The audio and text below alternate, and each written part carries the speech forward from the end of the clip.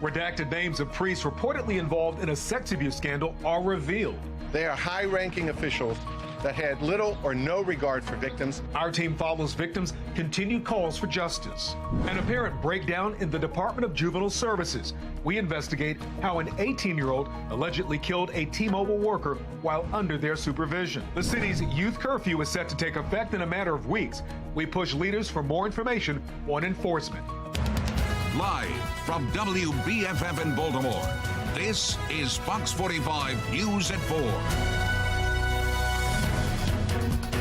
That's another reason why we feel Lori has to go. He has repeatedly said to his parishioners, to the city of Baltimore, to the state, that this is a thing of the past. Well, tonight, those who survived abuse under the hands of the Baltimore Archdiocese say their fight for justice isn't over. Thank you for joining us. I'm Kai Jackson. And I'm Mary Bubala. New calls today for Baltimore's Archbishop William Lori to resign following media reports that revealed previously redacted names in the Catholic Church abuse scandal. Fox 45's Amy Simpson is live outside the Baltimore Basilica with more and new information on the demands from those abuse survivors. Amy. Mary Kai, several new names revealed in recent days after the release last month of that report from the Attorney General's office into the investigation of sex abuse inside the Baltimore Archdiocese. These people have to be accountable. Steps from the Baltimore Basilica today. And we call on Lori today. New demands for action and transparency from the Archdiocese of Baltimore. We have to go after not only the perpetrators, but those who are protecting the perpetrators. Media reports in recent days revealing the names of several alleged abusers. It's reality, right? But also identifying Catholic Church officials who allegedly knew about the abuse. Some of them still working inside Maryland parishes. They are high-ranking officials that had little or no regard for victims. They were driven and motivated purely to protect the institution and the priests who were abusers. Today's SNAP, the survivors network of those abused by priests. You move from being a victim to survivor. Making 4 demands of the Archdiocese. Remove the 5 newly named church officials from ministry. Reveal all redacted names from the Attorney General's report. Call for the resignation of Archbishop Lori. And identify recent behavior within Maryland's Catholic Church that protects abusers. I don't have a lot of confidence that these demands will be met. I think Lori should resign. I think that's clear, and the only way he's going to resign is if the parishioners put pressure on him. Advocates for the victims and survivors of abuse say it's up to Catholics around Maryland to demand more transparency and change inside the church. There are 2 parts to this. There are the perpetrators, the ones who actually did this, but the other part is the cover-up, and that's the part that we have to address. That's the systemic part of the Catholic Church's policy, and that's what has to change.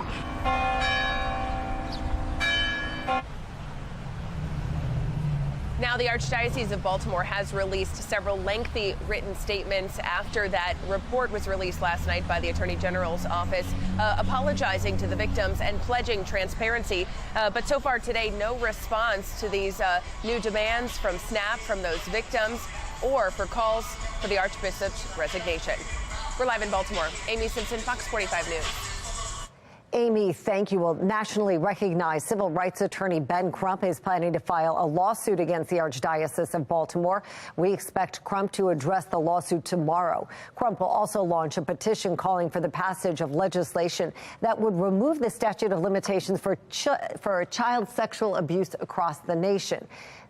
Just this past legislative session, Maryland lawmakers passed a law that allows survivors to file retroactive lawsuits, even if their claims have already expired under an existing statute of limitations. There shouldn't be any reason why young kids are out here having guns and doing what they are.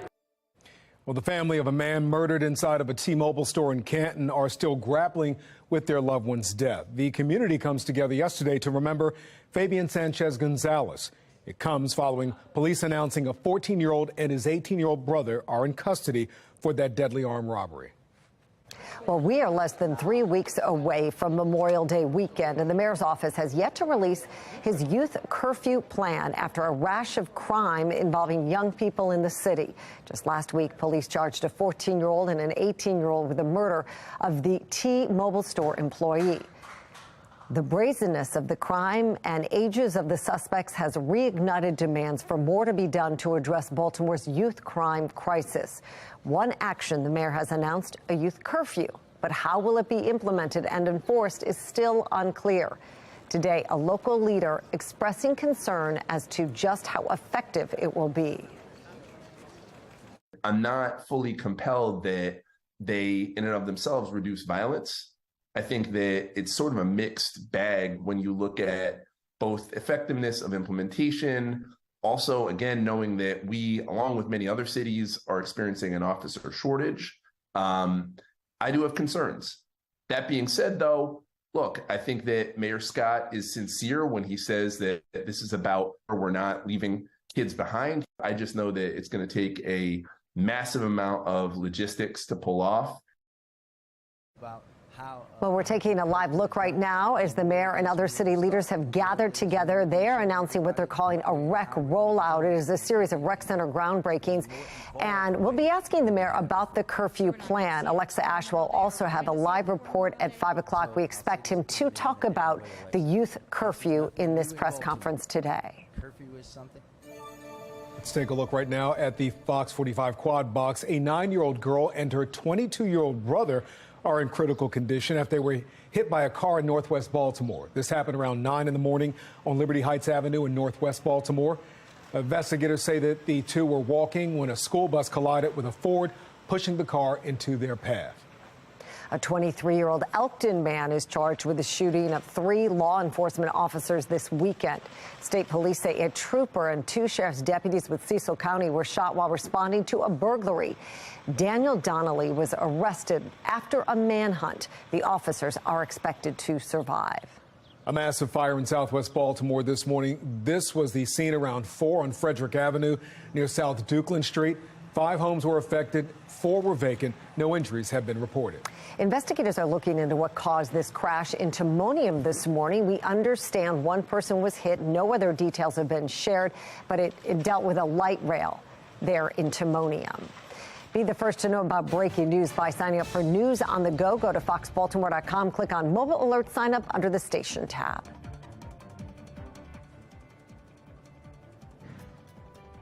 Reconstructing the Beltway tragedy that took the lives of 6 construction workers, what investigators hope to learn. And another mass shooting in the country, this time in Texas. Hear from investigators about a possible motive after 8 people were killed inside of a mall.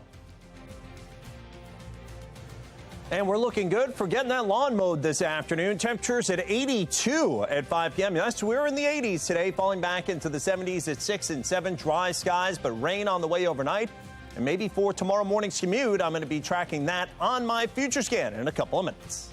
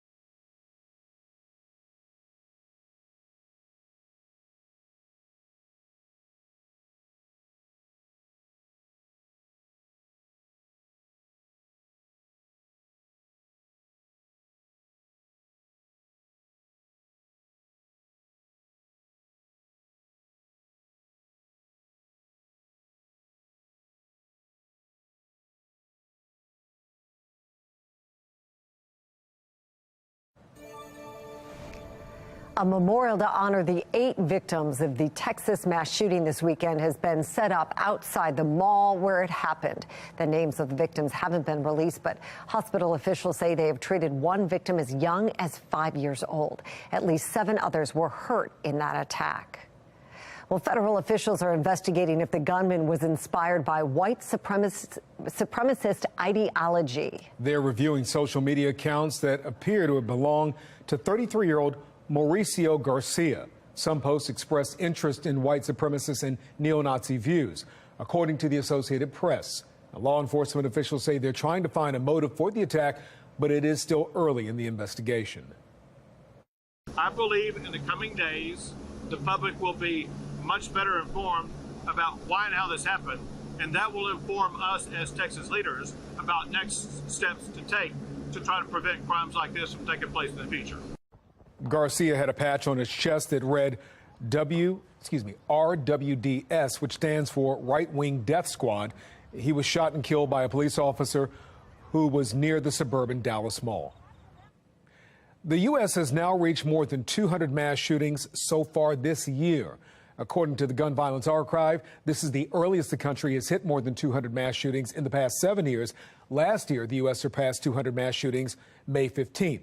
The year before that, it was May 12th. In 2020 and 2019, it didn't happen until mid to late June. The Gun Violence Archive defines a mass shooting as an incident where 4 or more people are shot, excluding the shooter. Also in Texas, the death toll from a fatal car crash in Brownsville has risen to 8, and at least 10 more are critically injured. Police have named the suspected driver, 34-year-old George Alvarez. He's being formally charged with 8 counts of manslaughter and 10 counts of assault with a deadly weapon. Authorities say Alvarez tried to get away after allegedly driving his vehicle into a group of people at a bus stop near a shelter, a migrant shelter that is. He was held down by individuals on the scene and is now being held on bonds totaling $3.6 million. Brownsville is a proud, resilient city. We will continue to best serve our community as we mourn and continue our investigation. Alvarez has a lengthy rap sheet, including prior charges of assault and driving while intoxicated. Investigators say he ran a red light, lost control, flipped the car on its side, and hit 18 people. The victims are all male, and several are migrants from Venezuela. Well, live pictures now from the U.S. Congress. Tomorrow, President Biden and congressional leaders are scheduled to talk about the ongoing debt ceiling crisis. Right now, senior Republicans are privately limiting expectations for major spending cuts, even as they publicly stay tight-lipped on whether the House GOP will accept less than what their bill is demanding. Republicans say it's ultimately up to Biden to negotiate. Democrats are holding the line on no cuts. If you don't send a signal, listen, the game is really between you and a speaker who's got to bring all these Republicans on board, which is a very factitious amount, then you're not understanding the political dynamic. This is like walking up to somebody and saying, I'm going to burn your house down if you don't let me hurt your neighbor who just came back from the VA and can't get medical care, or the old folks down the street that can't get hot meals on wheels. Political reports that Republicans are saying just getting reform in exchange for a ceiling extension would be a win. It is not clear that would be okay with the hardliners in the House. House Speaker Kevin McCarthy can only afford 4 defectors.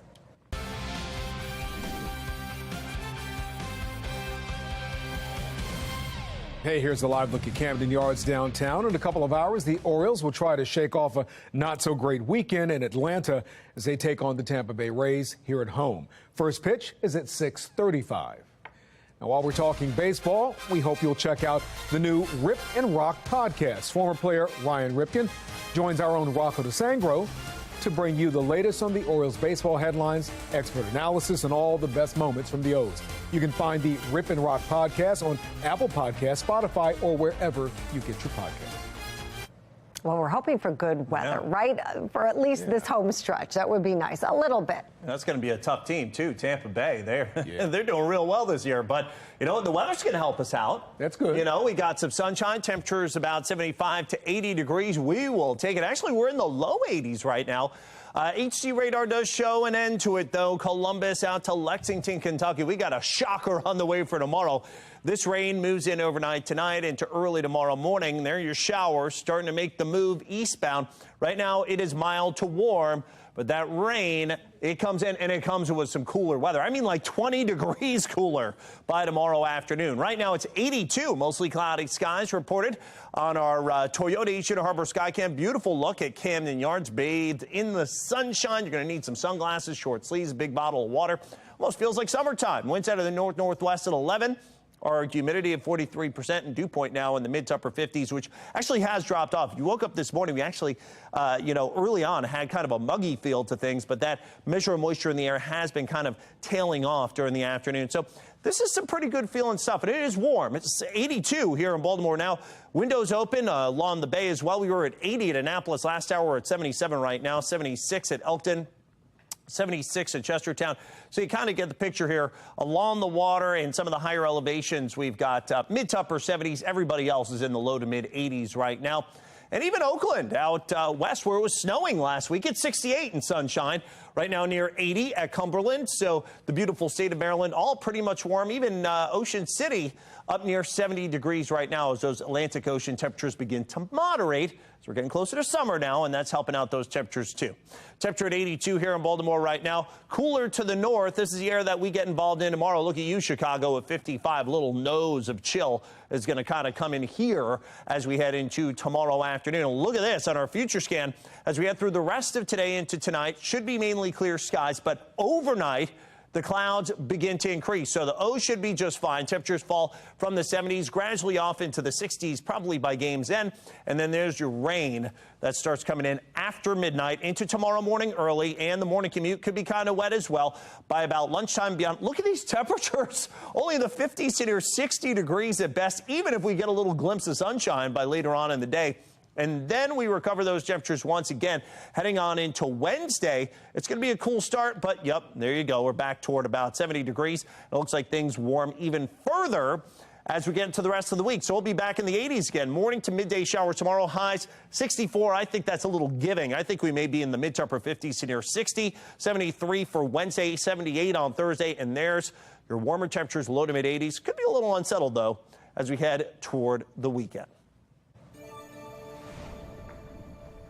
Young people committing crime or being accused of crime. This year, dozens of juveniles have been shot. At least 10 have been killed. And the troubling trend is now raising questions over the state of juvenile services in Maryland. Today, Fox 45's Rebecca Pryor is pressing Governor Wes Moore for his solutions to the crime crisis. Rebecca. Hey, Mary and Kai, as violence among juveniles continues to climb, the Department of Juvenile Services, they're finding themselves in the hot seat, with many questioning how an agency fraught with failure will be able to curb youth crime. 18-year-old Arthur McCaden and his 14-year-old brother, the latest among a long list of Baltimore City youth accused of committing violent crimes this year. Both teens arrested in connection to the shooting death of Fabian Gonzalez during what police describe as a robbery gone wrong. Sources telling Fox 45 McCaden was already under DJS supervision at the time of the incident. That's the troubling trend we're seeing across our city. Councilman Zeke Cohen represents the district where Fabian was killed. No más violencia! At a prayer walk this weekend, both Cohen and Fabian's family calling for more accountability and oversight of DJS. It is a conversation that needs to be with DJS. If they were to be let out again, they could harm another family. We just don't know. And in a report released last month, the Maryland Attorney General's office asking for the same. The report revealing widespread flaws and failures within the agency, including unsafe staffing levels, unsanitary living conditions, inadequate educational instruction, and an overall lack of services leading to, quote, persistent boredom. The report going on to read, quote, these young people need professional help and resources, and sending them to DJS facilities is entirely inappropriate. Meanwhile, in Annapolis, Governor Moore signing nearly 200 bills into law today. Senate Bill 141. None of which address youth violence, as legislation aimed at enforcing tougher penalties for kids committing violent crimes, once again falling short this session.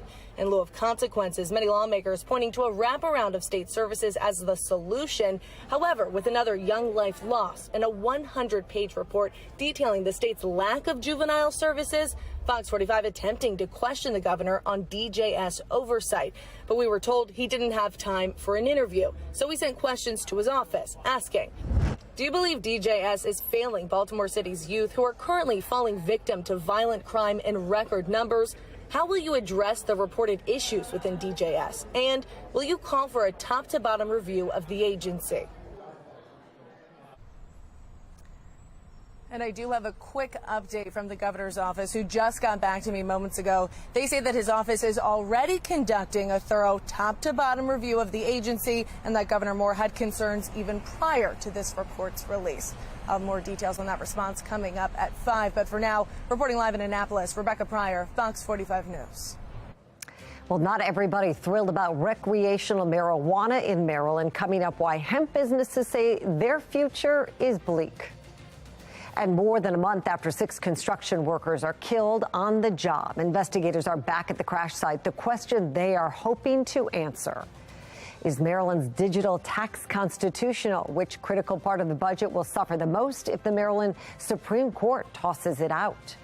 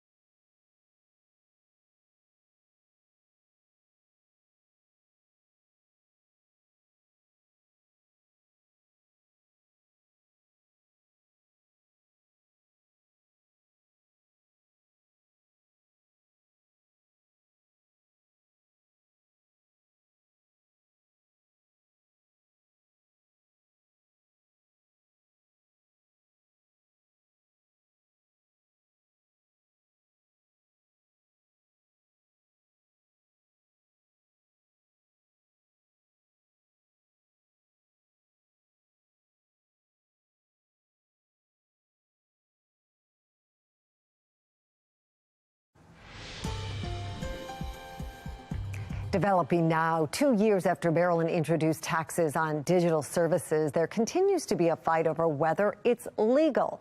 Megan Gillen brings us up to date. The Maryland Supreme Court last week hearing arguments regarding the constitutionality of the Maryland digital tax. It was approved in 2021, and it levies a new tax on digital advertising. David Williams with the Taxpayers Protection Alliance weighing in on what happens now if the tax is declared unconstitutional. The whole country is watching this because, as you said, there are a lot of issues with the constitutionality of this. But for Maryland, it's even more important because they have predicated this tax to raise money for education funding, and in particular, the Kerwin Commission. Right, this is the $4 billion a year more in education spending, and what they're saying is through this new tax, they're going to bring in $250 million a year. So this could put a pretty big hole in that. They were banking on the money from this advertising. Now you don't have it. Would our lawmakers then have to go back to the drawing board and rethink the budget? Yeah, I really think they would, because again, this is a massive hole. And, what we see with these tax increases is that they never come to fruition as to the revenue that's going to come in, whether it's this digital advertising tax, which could be zero. What do you think is going to happen here? What's your prediction? I think it's going to be thrown out. I think this tax is going to be ruled unconstitutional. Well, we are hearing it could be several weeks or even months before a final decision is made. I'm Megan Gillen, Fox 45 News. What went wrong? Next, investigators return to the site of the Beltway crash that killed 6 construction workers in March. What they're hoping to learn. I'm not ready just to give up just because of this. I mean, it's a big, it's a big punch in the face. Hemp businesses say they are facing a bleak future as Maryland gets ready to legalize recreational marijuana. More on their concerns. Some new numbers just out, shedding early light on what could happen in the race for the White House. I'm Scott Thuman in Washington with those surprising figures and what they could mean for President Biden.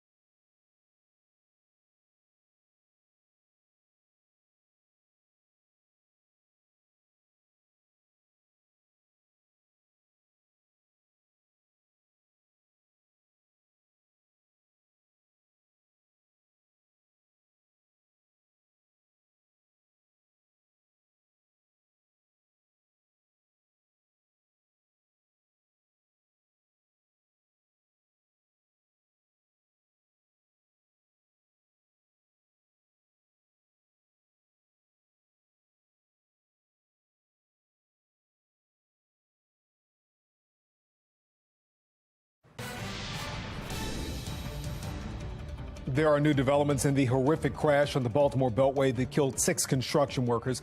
A preliminary report from the NTSB last month listed speed as a factor between the 2 cars involved. And today, investigators returned to the scene to reconstruct the events of that day. Their goal to find out how this crash happened. Our Jeff Abel is near the crash site in Baltimore County with new information. Jeff. Well, traffic here on the Beltway has been bottled up for most of this day as investigators return to the crime scene, or the construction work zone scene, where 6 people lost their lives just 2 months ago. At 9 o'clock this morning, the state shut down an additional lane of traffic here on the Beltway for what the state is calling an ongoing review of the work zone crash. We are learning tonight what appears to be front and center of that investigation. Our sources are telling us that prior to the crash, construction workers had repeatedly complained about the safety of the work zone and had asked for the inside lane of traffic closest to the work zone be shut down. Well, at the time of the crash, only one concrete jersey wall separated many of the workers from the speeding traffic. And when the crash happened, a portion of the jersey wall had been exposed and opened. That in itself is a safety concern because in that particular area, there's no protection. The wall is not there, hence a vehicle could enter it by accident. All of this now under the microscope as this investigation is expected to take at least until the end of this week. We are live in West Baltimore. Jeff Abel, Fox 45 News. Jeff, thank you. Well, some new laws are being enacted in Maryland. This afternoon, Governor Moore signed nearly 200 pieces of legislation into law. The bills focus on economic development, state and local taxes, Maryland's natural resources, transportation, and agriculture. Well, one bill Governor Moore signed into law last week, the Cannabis Reform Plan. While some people are looking forward to July 1st, when you can buy or sell recreational marijuana, not everyone's excited. Fox 45's Mackenzie Frost joins us live. And Mackenzie, you spoke with several hemp business owners who are worried about their future. Tell us more about that. Yeah, Mary and Kai, we spoke with several business owners who they say that they are watching the calendar flip get a little bit closer to July 1st. And they say they're concerned that that date could mean the end of their business. The way that the cannabis bill was written and now becoming law, it requires these hemp business owners to apply for a cannabis license to continue selling most of their products. But they tell me that in doing so, they would have to shut down, apply for a license, wait to find out if they get one, and then potentially reopen. That's if their businesses survive that downtime. One of the business owners we spoke to was Levi Sellers. He's a hemp grower in Washington County, and he says that the way that this law was written puts the entire hemp industry at risk. We see the small businesses and hemp industry stakeholders, they got left behind this legislative session. We're investigating options of moving our facilities and production out of this state into another state, which could potentially cost my farm hundreds of thousands of dollars to move, as well as could potentially lose the whole farm in the process. Now, these hemp products were legalized when the federal government passed the 2018 Farm Bill. And the hemp industry, a lot of these businesses say they've been asking for rules and regulations to be put in place to ensure that the products are safe for everyone who goes in and buys them. But that's now what we're seeing take place, especially during this last legislative session. Now, coming up at 5, we'll have more from these business owners and potentially their action steps to fight back against this enforcement in just a little bit. But for now, we're live in Baltimore. Mackenzie Frost, Fox 45 News. Kenzie, thank you. And here's what you need to know about Maryland's upcoming legal cannabis industry. Starting July 1st, adults 21 and older cannot have more than 750 milligrams of THC at one time. Consumers can have up to 1.5 ounces of marijuana flower at one time. Adults may grow up to 2 plants at home, and the 4 plant per household limit will still apply for medical marijuana card holders. There will be a 9% tax on recreational cannabis products. We have an update tonight in the next year's race for Baltimore City Council. City Council member Zeke Cohen is challenging current Council President Nick Mosby. And today, the city's comptroller Bill Henry announced his endorsement for Cohen. This is what I'm looking for in city leadership. People who know how to break down barriers and connect communities. Hey, Zeke. Hey, Bill Henry. That's why I'm endorsing my friend Zeke Cohen to be City Council President. Well, we spoke with political analyst John Didi on how the race is shaping up. So for a fact that you have someone who has challenged the mayor before on a variety of things, choosing to back Zeke Cohen, this helps Cohen out as far as reaching into a variety of communities in the city of Baltimore. It may also help him a little bit with fundraising. The fact that people say, you know, if Bill Henry backs him, I'm comfortable donating money to Zeke Cohen. It helps him out a great deal.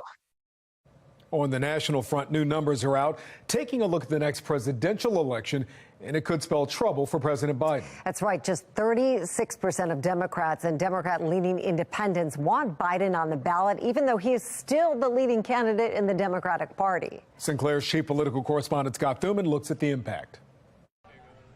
While President Biden will often quote a glowing low 3.4% unemployment rate, there are other numbers he'd rather not see. 68% of Americans saying he's too old for another term, likely driven in part by a meager 36% approval rating, down 6% since February. ABC News reporting that's the lowest ever for a first-term president at this point in office, worse than Gerald Ford, Jimmy Carter, or Donald Trump, none of whom were re-elected. Biden, the oldest of all of them. Why would an 82-year-old Joe Biden be the right person for the most important job in the world? Because I've acquired a hell of a lot of wisdom. I know more than the vast majority of people. I'm more experienced than anybody's ever run for the office. But black, independent, and young voters appear disgruntled. On Election Day, Biden won black voters by 75 points. Now, only 35% of black Americans approve of the job he's doing, a red flag for party elders. They should wake up and look at those numbers. With the historic numbers that we saw in 2020, that coalition right now is fragmented. That should concern them. Which could pique interests of other Democrats eyeing the White House. But you think about ambitious governors, the governor of California, the governor of Illinois, who could look at this and say there is an opening to challenge. The bad news, though, not limited to Biden. A majority of Americans believe former President Trump should be criminally charged amid multiple ongoing investigations, and this week still facing accusations of rape in a civil trial. A woman that I have no idea who she is. She's not my type, and that's 100% true. She's not my type. But despite that large number who believe Trump should face criminal charges, he still leads Biden by 7 points in a potential matchup. In Washington, I'm Scott Thuman. And taking a look right now at the Fox 45 quad box, California's Historic Reparations Task Force has voted to approve recommendations for possible payments to black residents. The state will also issue a formal apology for its role in perpetuating discriminatory policies. The legislature will now determine how, if at all, to act on these suggestions. Closing arguments today in the civil trial against former President Donald Trump. Former magazine columnist E. Jean Carroll accuses the former president of raping her at a department store in the 1990s. Trump has denied any wrongdoing. Thousands are lining up at the southern border as Title 42 is set to end. It's the pandemic health policy that allowed border agents to dispel migrants. In downtown El Paso, Texas, city officials are responding as they continue to see an influx of migrants. The White House is sending troops to the border in response. The Department of Transportation wants airlines to pay you if your flight is canceled or delayed. It is part of newly proposed rules by the White House. Right now, most of the 10 largest U.S. airlines have promised to pay for accommodations for passengers stranded overnight. We'll be the first to know about breaking news by signing up for News on the Go. Go to foxbaltimore.com, click on Mobile Alert, sign up under the Station tab. For more than a decade, the Maryland Department of Education's guidelines for redacting test scores remain the same. But in March, without telling the public, the state changed how it reports that data, hiding many results in the process. Well, the change came weeks after Project Baltimore reported 23 Baltimore City schools and 7 Baltimore County schools, which had 0 students proficient in math on the state math exam. MSDE says it further redacted test results to protect student privacy due to disruptions from the pandemic and to ensure a reasonable person in the school community could not identify individual students. Project Baltimore looked at data, other data that's public on MSDE's website and found the same standards were not used for all data. It looks to me like a government agency that found some reasons why they could excuse why they want to take data down that's embarrassing. Well, tonight at 10 o'clock, Project Baltimore looks at the other data MSDE doesn't redact. Health investigators are looking into a rare case of childhood measles where the infection was found. You make a difference. That's the theme for those of us celebrating nurses this National Nurses Week. I'm Liz Bonus. We have an amazing story to share with you about a nurse who really did make a difference. Just ahead. And if you're going to be going to the O's game against Tampa Bay this evening at 6:35, gorgeous 75 at first pitch. Fifth inning, we're at 71 and 67 at the ninth inning when we see that big O's win, right? I'm going to let you know when we could see all this fall apart. We could be 20 degrees cooler and raining. Semi Weather Authority forecast.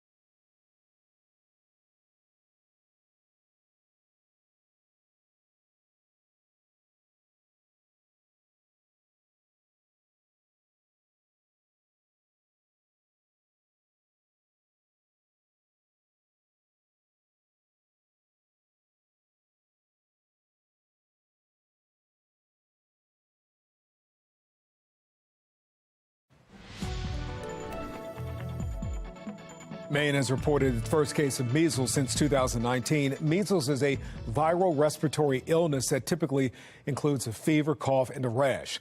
State health officials say the patient is a child who tested positive and received the vaccine. The CDC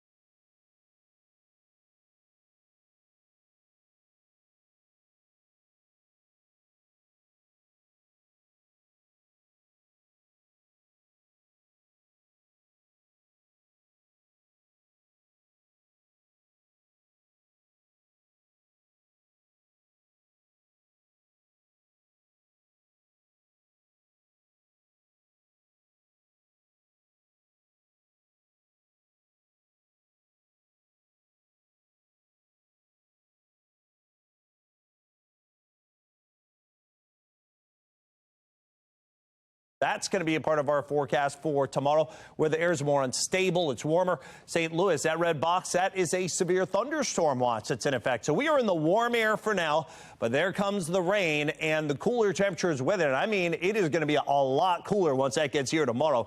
82 right now here in Baltimore. We're at 79 at Columbia, 82 at Laurel. Even near the water, not bad. It's a little bit cooler at 77 in Annapolis, 79 at Stevensville, but we did make it up to 80 last hour over at Annapolis. So 82 now, Baltimore, 82 at Laurel, even way out in western Maryland, where it was just, I mean, what, 5 days ago it was snowing? We're at 66 now at Oakland. That's right by Deep Creek Lake, 72, or actually 79, almost 80 At Cumberland, as well as at Hagerstown, and even down by Ocean City, we're near 70 degrees. Warmth overtaking a good portion of the country except the Pacific Northwest, and there's this little dive, if you will, of cooler air from Chicago all the way back to Detroit. Temperatures in the 50s and 60s. That's what's coming for us tomorrow. Take a look at the future scan, and you see some of those clouds increasing, especially after midnight tonight. Should be A-OK for the O's game. I think temperatures fall from the 70s, perhaps into the 60s, and we'll just have a couple of patchy clouds around. But the clouds do increase in earnest after midnight tonight, and we could see some showers around for tomorrow. Notice those temperatures in the morning to midday only in the 50s. Guess what? I don't think we get much above that tomorrow afternoon. Look at those 40s and 50s into the afternoon and evening. And then finally, looks like that cooler air, it's a quick visit, gets out of here by Wednesday as we work our temperatures back with sunshine into the 70s likely again. So for tonight, some patchy clearing during the evening hours, but I think rain develops after midnight. We will see some morning showers for tomorrow, 64, 80% chance of rain there. And then it's kind of gloomy for the afternoon. Could see some peaks of sunshine trying to break out, but temperatures probably only in the 50s tomorrow afternoon. 70s, though, back for Wednesday, Thursday, we're at 78, 83 on Friday with partly to mostly sunny skies. Could see some later showers on Saturday. I think especially, though, on Sunday, there could be a spot shower or rumble with high temperatures close to 80 degrees over the weekend and about 75 to 80 and still staying unsettled, but warm into early next week. And oh, by the way, Sunday's Mother's Day, so it looks good for a brunch there, too. Sounds good, Jonathan. Thank you. There is some uncertainty right now whether or not Lizzo will perform tomorrow in Baltimore. The singer announced on social media that she's suffering strep throat, making her postpone one of her concerts Saturday. Now, Lizzo is scheduled to perform at CFG Bank Arena tomorrow, but Live Nation hasn't made an announcement on whether the concert has been postponed. She did promise tickets would be honored at rescheduled tour dates. Dan Snyder has owned the Washington Commanders for more than 2 decades, and the team has played at FedEx Field for almost as long. Now, both could be changing. With the new owner comes talks of a new stadium, and D.C., Maryland, and Virginia have all expressed interest. The team itself has reportedly been lobbying Congress to turn control of the old RFK Stadium site over to the D.C. government. That land is currently owned by the federal government. Former Washington Commanders player Brian Mitchell gave his thoughts on the situation. It is the Washington Commanders, right? It is the Washington Commanders. I think they should be playing in Washington. Listen, I think it would be a great move.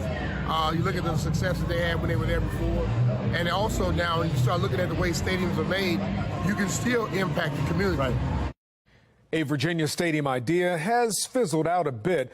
Last year, Virginia's General Assembly abandoned a stadium bill. Maryland has taken steps to make bonds available for possible stadium construction. Coming up on Fox 45 News at 5, how do you hold kids accountable? Baltimore City State's attorney voices his frustration with youth crime. Also ahead, looking to take your lunch breaks outside, we take you to downtown Baltimore for another year of the Pratt Street Market.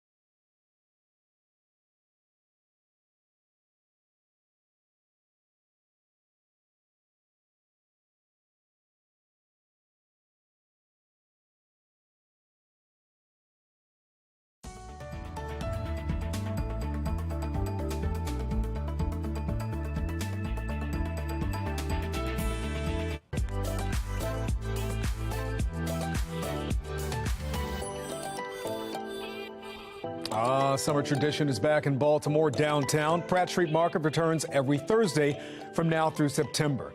Be More Lifestyle host Mark Clark has details. So the Pratt Street Market is back, Susan, with Downtown Partnership. It's on and popping Thursday, right? Thursday. Yeah, last week we had our first market back for the season, and it was amazing. We're going to order up some of the summer weather, and we want everyone to come on out. It's going to be May through September, every Thursday, 11 to 2, right here at Light and Pratt Street. And so vendors like Royal Sauce in the building, April and Malik here. Malik, what's the secret to this beautiful food we have here? Well, you know, we say everything tastes better with sauce, and we really believe that that's true. Everything's sauced up. So we have our Korean fire chicken tenders and fries. We call, you know, this an ode to Baltimore with the chicken box. Little sesame seeds on top, and our signature miso ranch. A lot of good flavors in there. We have our smash burger that we grind our own meat in-house. We make homemade pickles, and your usual cast of characters here with the ketchup, mustard, mayonnaise, and then just a few of our myriad of sauces that we have. We got our mango tango, our garlic aioli, some nice flavors going on in that one. And then our namesake, our royal sauce. There's a lot going on with this guy. I love it. So April, what's the secret? You guys do a lot of the stuff, you know, you grind your own meat, you make your own pickles. Why? We just want to make sure everything is the best quality. It's that All simple. about quality. It's that Exactly. simple. The best quality, Royal Sauce, one of the many vendors here. Thursdays, it's back, right? It's back. Susan, it's back. Go downtownbaltimore.com. That's right. Mark Clark, Fox 45 News. All right, taking a look at that weekend forecast. Quick peek here.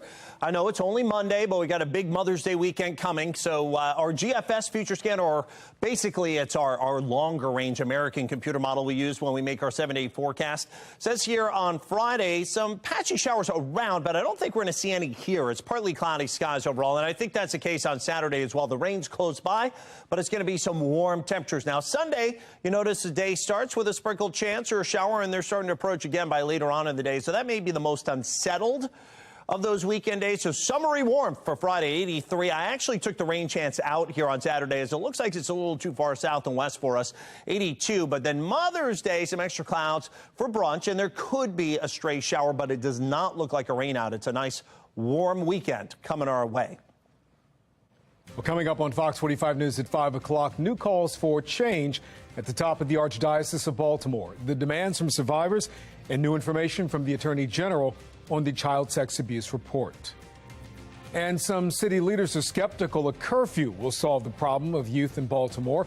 Fox 45 News presses Mayor Scott on his plans.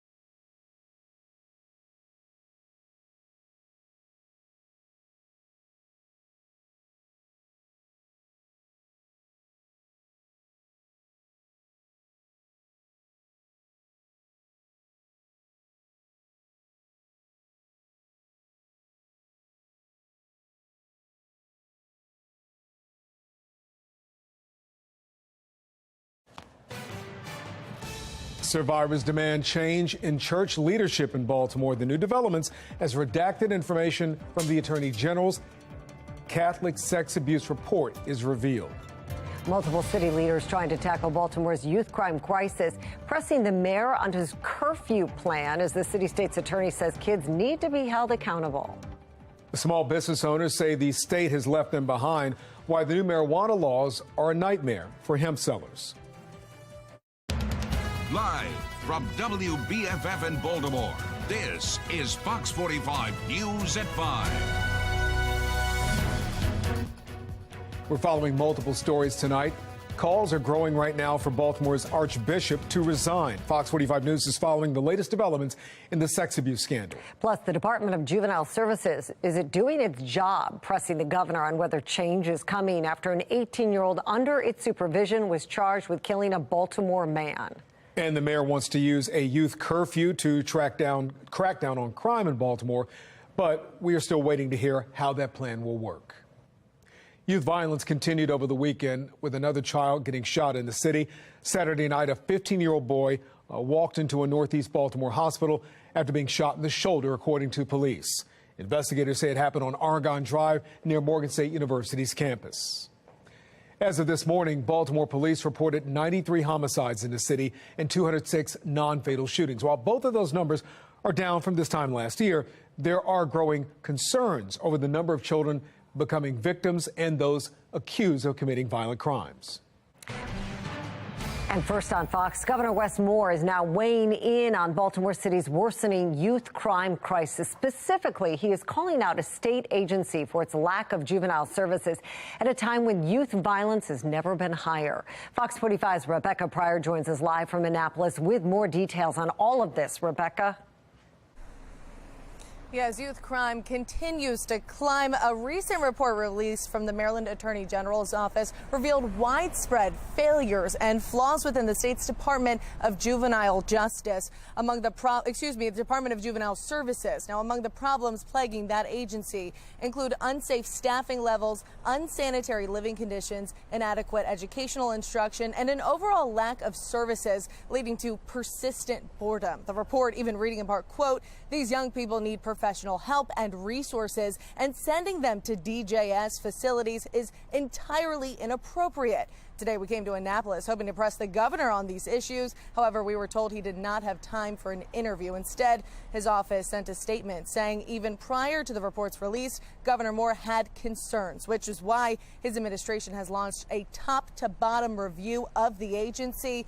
The statement goes on to say his newly appointed DJS secretary has, quote, already replaced the head of residential operations and the superintendents of the two most troubled facilities. He and his chief of staff have also opened offices in both of those facilities, all while the department has reduced the vacancy rate among facility frontline staff from 18% in January to 12% as of March. As you can see, we also have a statement. The full statement can be read in this story on our website at foxbaltimore.com. In Annapolis, Rebecca Pryor, Fox 45 News. Thank you, Rebecca. As Baltimore leaders continue to look for an answer to the youth crime crisis and public safety as a whole, the city state's attorney Ivan Bates continues to tout his upcoming citation docket as a way to help tackle quality of life crimes that went unenforced under the previous administration. Fox 45's Mackenzie Frost joins us live in the studio. Mackenzie, Mr. Bates talked about the Department of Juvenile Services during an interview with political commentator Armstrong Williams. What came of that? Yeah, Kai, well, we know that DJS remains an agency with some serious concerns and questions about the operations. We've reported on it. You just saw it from Rebecca Pryor, some of those poor conditions inside the facilities and education and programming that's not always up to standard. State's Attorney Bates says there needs to be a balance between keeping an offender's age in mind while also focusing on the victim in the crime. And I do feel the younger we're able to interact with young people who are screaming out for help or for support, the better it is for us in the system. Let's say 15, 16, 17 that commits a murder, where have to look at that young person. But state's attorney, I have to look at the victim, because that victim is now gone.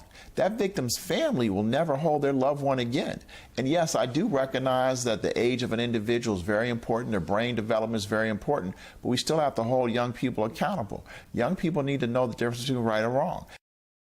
Now, Bates says parents also have a role to play here, adding he thinks holding parents accountable sometimes for the crimes their children may commit is something that needs to be explored. Mary?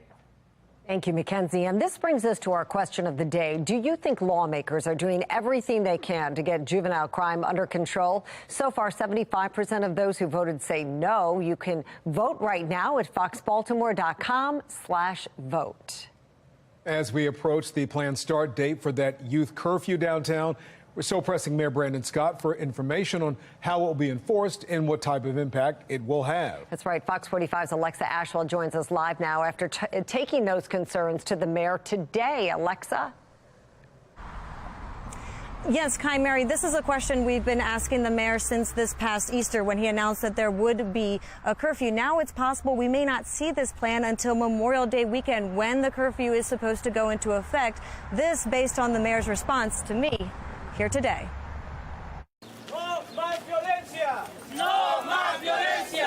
Calls for justice and action as family and friends remember 23-year-old Fabian Sanchez Gonzalez. I miss my brother every single day, every second. The T-Mobile employee who police say was shot and killed by two teens as they robbed the store off Boston Street in Canton. They had the audacity, tenían el atrevimiento, that while he lay there, que mientras él estaba ahí, they were still robbing the people, the customers that were in the store. The brazenness of the crime and ages of the suspects, 14 and 18 years old, reigniting demands for more to be done to address Baltimore's youth crime crisis. It's deeply concerning for the future, and so kids are growing up now in an environment where in many cases there's no accountability at home, and increasingly there's no accountability anywhere else either. So there's a feeling, the perception, or the reality that kids can do what they want and nothing will happen. Leaders have stressed addressing this youth crime crisis will involve an all-hands-on-deck approach. Leaders have stressed addressing this youth crime crisis will involve an all-hands-on-deck approach. One action, the mayor has announced a youth curfew, but how it will be implemented and enforced, still unclear. The complexity of dealing with violence isn't just as simple as one playground. It isn't just as simple as one school, but it's not also as just simple as one policy. Today we caught up with the mayor as he announced the unveiling of the first of a series of rec center groundbreakings to ask for the details. Memorial Day is when it will start, and Memorial Day is when we'll be showing everybody what we're and how we're going to be doing, and doing it in a more evolved way than we have before. So we're not going to see it until Memorial Day. Are we going to see it before Memorial Day? So I'll say this again, maybe in a different way, Alexa. This is nothing new in Baltimore. Curfew is something, curfew laws have been on the books, enforcement has been on the books, and have been doing that for many, many years. Baltimore City Councilman Zeke Cohen expressing some concern as to just how effective the curfew will be.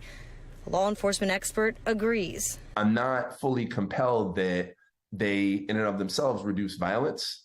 I think that it's sort of a mixed bag when you look at both effectiveness of implementation.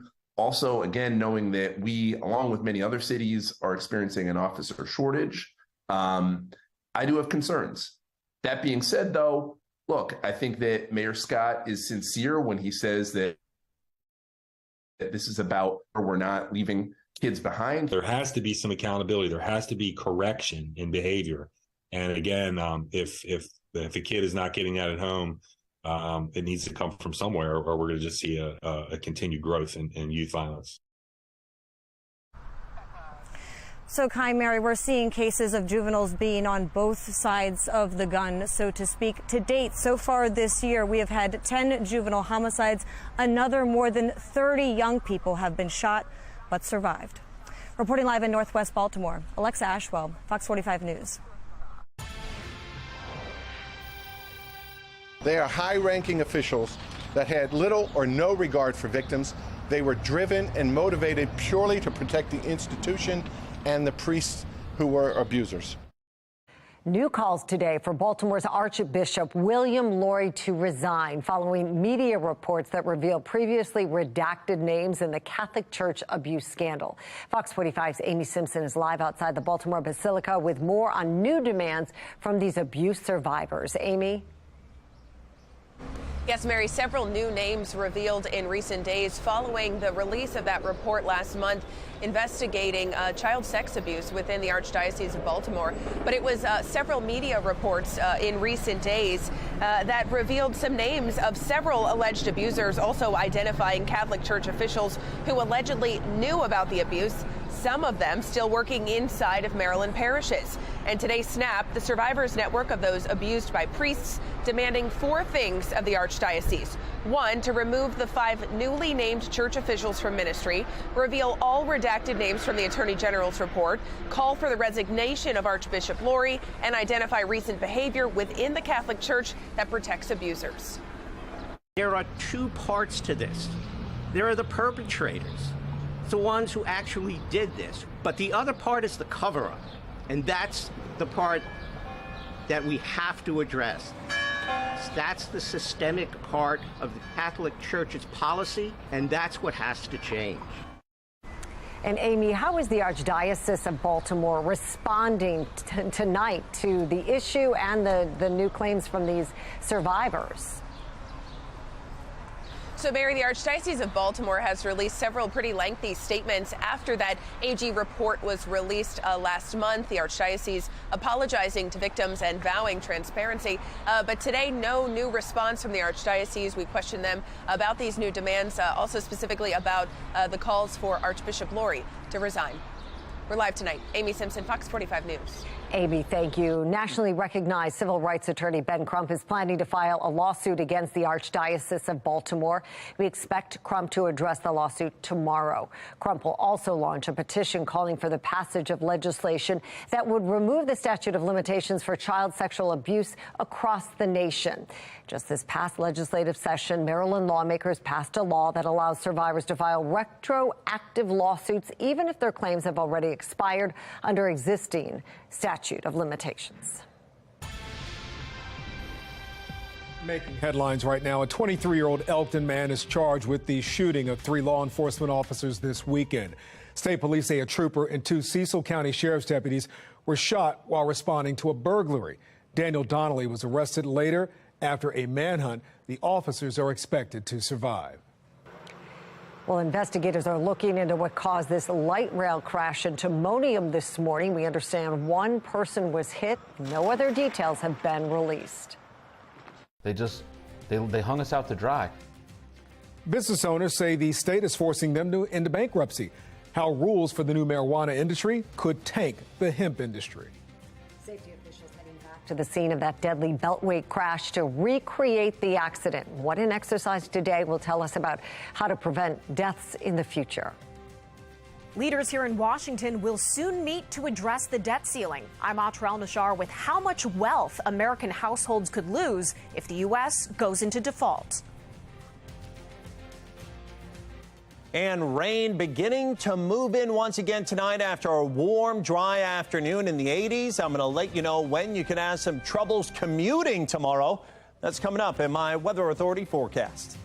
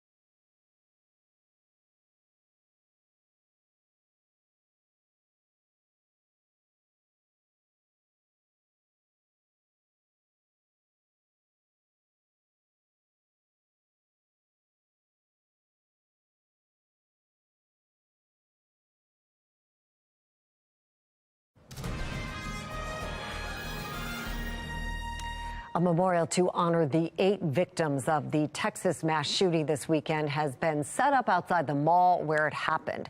The names of the victims have not yet been released, but hospital officials say they have treated one victim as young as 5 years old. At least 7 others were hurt.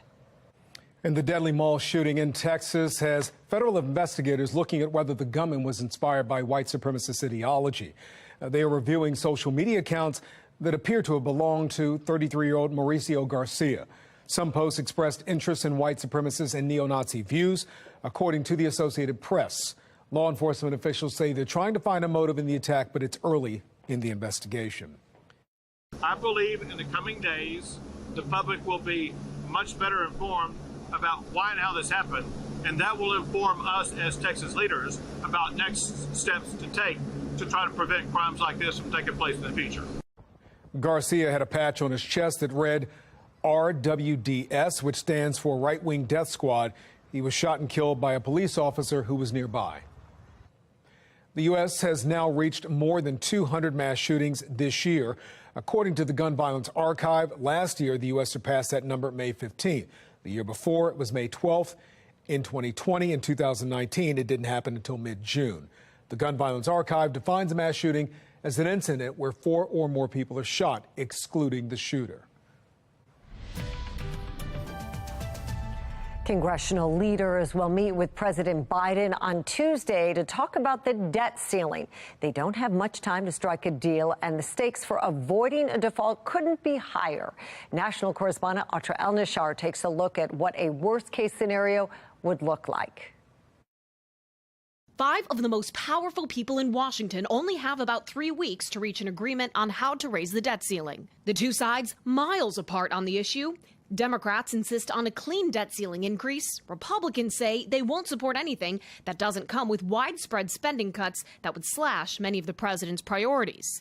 They do agree, however, on the cost of inaction. The brink of a sovereign debt crisis, which will undermine everything from our economy to our security to our children's future in this country. It's estimated that if we didn't pay the debt, we'd lose 750,000 jobs, we'd have a recession, it would be a disaster. If the Treasury exhausts the extraordinary measures it's currently using to pay the nation's bills, Social Security recipients could see benefits lapse. Paychecks for federal employees, including the military, may also be delayed. For an economy already headed toward a slowdown brought on by the Federal Reserve's fight against inflation, a default would make a bad situation worse. Interest rates would rise even higher, making debt more expensive.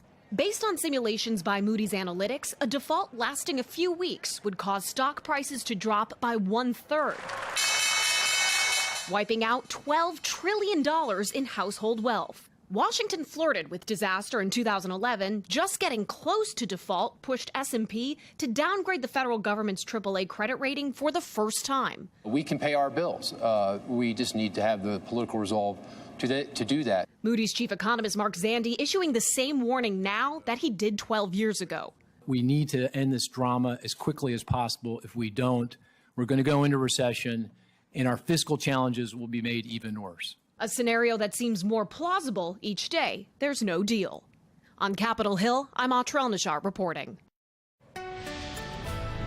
And Jonathan is back as we continue to enjoy a beautiful Monday weather-wise. Yeah, nice. Really nice. So nice. And on a day when the O's are back in town with Tampa Bay taking on the O's, well, hopefully the O's, they're going to bring the bats tonight. Hope so. It's a big team. Yes. But the O's are a big team, too. They're doing well. Yep. So taking a beautiful look there at Camden Yards. It's going to be a great evening for some baseball. 82 degrees, mostly cloudy skies, driving on in. Through the Inner Harbor earlier on today. It was a busy scene, so I'm sure a lot of folks are out trying to enjoy this nice weather. Maybe some outdoor dinners going on. Winds out of the north-northwest at 11. It is warm for this time of year. Should be in the low to mid-70s, and we're about 10 degrees above average. Our humidity at 43% with the dew point now at 57 degrees. So not quite as muggy as it felt earlier on today. The dew points have been coming down, but strangely enough, even as that quieter, drier, more stable air moves in, this disturbance that's got some pretty good moisture with it from Chicago to Detroit to Minneapolis, it's going to roll into the air that's overhead, and we still look like we could get some showers tonight into tomorrow about midday. This is where it's real steamy heat that's going on around St. Louis. Notice a severe thunderstorm watch that's in place there. No, we're not going to see weather like that around here, but we're going to be on the cooler side of this weather maker as the warm, gorgeous air that we're in today gives way to this. Yes, there's a batch of rain with this little disturbance. Our next weather maker is going to roll through tonight, late into tomorrow morning and midday, so umbrellas out and get your rainy driving skills ready once again. Going to be a lot cooler, too, as we're going to remain on the cooler side, if you will, of this system. Notice the rain and the thunderstorms down to the south and west. Really, the thunderstorms down to the south and west in the yellow. That's where the air is more volatile. That's going to sweep down to our south and our east. That's where the severe weather could be, down towards the tidewater of Virginia southbound for tomorrow. But we're going to be cool. We're going to be showery. Maybe about 20 degrees cooler than we are today. 82 right now here in Baltimore, where it's, 79 there at Laurel. 82 down, actually 79 at Columbia, 82 Laurel Way. We're at 80 at Gaithersburg, 75 at Westminster. So near the water, it's a little bit cooler than everybody else, but most of the rest of the state bathed in really nice weather. Temperatures in the 70s generally near the water and the higher elevations, even a couple upper 60s. Outside of that, 80 to 85 degrees. Real almost July feel to things. Notice the cool weather to our north and our northwest. That's what's coming for tomorrow. Take a look on the future scan overnight. There, your clouds increasing. Should be just fine for the O's game. Temperature 70s falling into the 60s. Rain possible after midnight. That could be a little messy there for the morning commute. Look at that through about lunchtime tomorrow. And temperatures, oh, they get tempered by tomorrow afternoon as well. Took us down to a predicted high of only about 60. 73 on Wednesday, 78 for Thursday. 80s back for Friday and Saturday. Took the chance of rain out there on Saturday, but did keep it in with a stray shower or thunderstorm risk as we head into Mother's Day on Sunday. Across the nation, hospitals are in dire need of nurses. Fox 45 News is talking with a local healthcare provider about how they're trying to draw people into the profession. Bad poll numbers for President Biden and former President Trump. The top concerns from voters over the two candidates.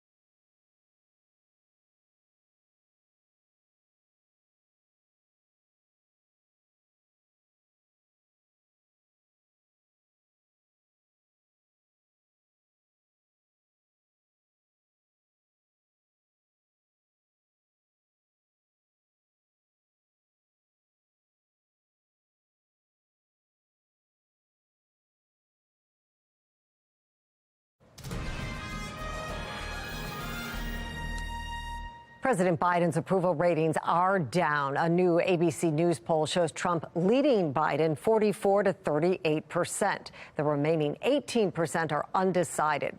Recent polling shows voters are also concerned about both of their ages. Biden is trailing Republican Florida Governor Ron DeSantis 42 to 37%, with 21% undecided. DeSantis has not yet formally announced a run. And with just a few days left until the expiration of Title 42, thousands are lining up the southern border to get into the U.S. This is new footage here of hundreds of migrants waiting in U.S. territory behind wire. They say it's safer there than on the streets of Mexico. In downtown El Paso, city officials had to suspend streetcars and close the street next to Sacred Heart Church, where growing numbers of migrants are sleeping on the streets before entering the U.S. Now, House Republicans are expected to vote on a border security package on the day Title 42 expires on May 11th. The bill would make permanent some of the border programs created during the Trump administration. That includes a policy forcing migrants to stay in Mexico while they wait the asylum process. It also would pour more resources into security at the southern border and restart border wall construction. The bill is unlikely to pass the democratically controlled Senate. Well, jurors are hearing closing arguments in the civil trial against former President Donald Trump. Former magazine columnist E. Jean Carroll accuses the former president of raping her at a department store in the 1990s. She is suing him for defamation and battery. Jurors will likely get the case on Tuesday. Trump has denied any wrongdoing. No idea how we'll pay our mortgage, how we'll cover our car payments. The state's new marijuana law is threatening to put locally owned hemp stores out of business. The concern from owners who say they could lose everything under the new policy. A key endorsement in the battle for city council president, breaking down the latest developments in the race for one of the city's most powerful positions. Recreating a crash that killed 6 highway workers, how local officials are trying to improve safety.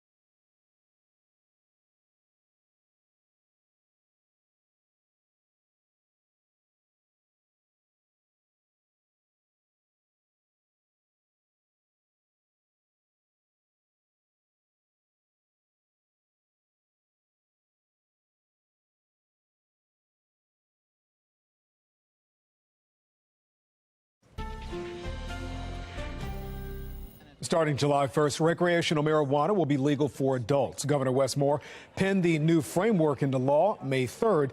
The legislation creates new rules and regulations for the new adult use system. Now, many people are gearing up for the industry that could bring in $600 million for the state. But not everybody is actually ready to start growing, buying, or selling. It's like all these dreams that has been just like totally destroyed, you know, with the "we don't leave anyone behind" administration. I don't know. There's been a faith loss. Well, Fox 45's Mackenzie Frost joins us. Mackenzie, you've spoken with some hemp business owners who say their futures look bleak, actually, due to the rules included in the cannabis plan. Tell us more about that. Yeah, Mary, these business owners say in order for them to keep their doors open, they would have to apply and get a cannabis license. But in order to do that in time, they say it's not likely all of those pieces will fall into place for those doors to stay open. It'll be almost 3.5 years. Andrea Grant opened Bethesda Health and Wellness with her dad in mind. I lost my dad to pancreatic cancer in 2017, and I was looking for an opportunity to pay homage to him. She says he embodied health and wellness. Grant says her inheritance from her father was the seed money for the store. They have it in various strengths. That has hemp-derived products everywhere you look. We have 1,000 milligrams, which is where most people start. From gummies and capsules to balms and tinctures, Grant takes her work seriously, offering customers solutions to health problems that sometimes have burdened them for years. They come here almost as a last resort. They walk in with a smile, and I remember the time when they walked in either hunched over or just afraid or in pain or agony, and I see a completely different person. When lawmakers gave the green light to the pot plan during the last legislative session, she was concerned. Language in the new plan includes a restriction on selling these hemp-derived products without a cannabis license, except for tinctures. That would basically mean that we could sell only about 15% of our products. Who can survive on 15%? Senate Bill 516. Cannabis reform. Governor Wes Moore signing the cannabis framework into law, speeding up the concerns from other hemp business owners too. He talks about, you know, no one being left behind, but like we're totally being left behind. Derek Spruill owns Cherry Blossom Hemp, an online-based CBD and hemp product retailer. Like in capsule form or what have you, and gummy edibles of any kind, they're gonna be gone. Hemp is just high in CBD, low in THC. Marijuana is high in THC, low in CBD. But with the July 1st deadline looming, when the budding cannabis industry is expected to flourish, that means Spruill will face uncertainty. What business do you know can close July 1st with 3 months notice? How are you gonna make money in that time? It's almost a spit in the face. That feeling of being left behind echoed by others. Everything that we've built over the last almost 5 years is about to be stripped from me in 60 days. Nicholas Patrick and his wife Megan own several hemp stores around the state and is the co-founder of the Maryland Healthy Alternatives Association. They told us, no, we don't want to regulate you. We'd rather just erase you. We voted for recreational cannabis, but we didn't vote to have our businesses destroyed. So what are we going to do? We're going to explore every option as an association. Patrick lobbied lawmakers to get carve-outs for hemp included in the final plan, but those efforts failing. We just asked for time. Give us 12 months to figure out what to do about our leases, what to do about our employees, what to do about all the inventory that we have in here that we are invested in, so that some of us can avoid bankruptcy and then be able to transition into the new industry. So far, time is not on these three business owners' sides. I'm not ready just to give up just because of this. Holding out hope something will change. The governor said, leave no one behind. We feel more left behind than ever. Before they have to close their stores for good. This is like losing my dad all over again, because this was built with him in mind. I just can't even stomach that thought.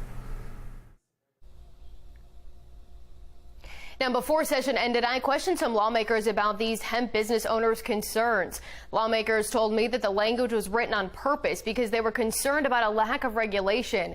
But again, these business owners say they've been asking government to regulate the hemp industry. But so far, that hasn't happened. Live in Baltimore, Mackenzie Frost, Fox 45 News. Mackenzie, thank you. Here's what you need to know about Maryland's upcoming pot industry. Starting July 1st, adults 21 and older cannot have more than 750 milligrams of THC at one time. Consumers can have up to 1.5 ounces marijuana flower at one time. Adults may grow up to 2 plants at home, and there will be a 9% tax on the product at stores. We have an update right now in next year's race for Baltimore City Council President. Councilmember Zeke Cohen is challenging current Council President Nick Mosby. And today, the city's comptroller, Bill Henry, announced his endorsement for Cohen. Now, we spoke with political analyst John Deedy on how the race is shaping up. For a fact that you have someone who has challenged the mayor before on a variety of things, choosing to back Zeke Cohen, this helps Cohen out as far as reaching into a variety of communities in the city of Baltimore. It may also help him a little bit with fundraising. The fact that people say, you know, if Bill Henry backs him, I'm comfortable donating money to Zeke Cohen. It helps him out a great deal. Cohen and current City Council President Nick Mosby are the only two to announce a bid for council president. A massive fire in southwest Baltimore this morning. The fire department says it began just after 4 this morning on Frederick Avenue near South Dukeland Street. A total of 5 homes were affected. 4, though, were vacant. No injuries have been reported so far. The cause of the fire is under investigation. And a 9-year-old girl is in critical condition after being hit by a car. It happened just after 9 this morning on Liberty Heights Avenue in northwest Baltimore. Investigators say she was walking with her 22-year-old brother when a school bus collided with a Ford car, pushing the smaller car into the 2 of them. Both the girl and her brother were taken to the hospital in critical condition. The brother is now in stable condition. The crash is under investigation. State highway officials are recreating the Baltimore Beltway crash that killed 6 road workers. This was the scene in March along the highway. 2 cars collided in the left lane of the Baltimore Beltway, sending one of those vehicles into a construction zone on the median. 6 road workers were killed, including a father and son working on the same crew. And tonight we're learning new information about that crash. Fox 45's Jeff Abel has the latest right now from the scene of that reenactment. Jeff?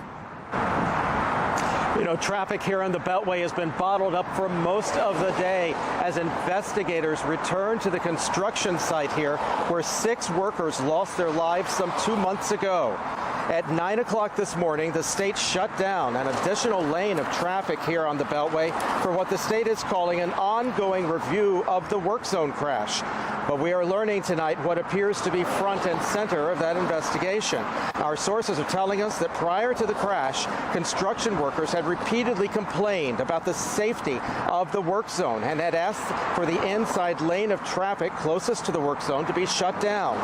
Well, at the time of the crash, only a concrete jersey wall separated the workers from the speeding traffic, and when the crash happened, a portion of that wall had been opened. That in itself is a safety concern because in that particular area there's no protection. The wall is not there, hence a vehicle could enter it by accident. All of this now under the microscope as investigators continue to probe what went wrong and why. We are live in West Baltimore. Jeff Abel, Fox 45 News. This Fox 45 News segment is sponsored by GBMC.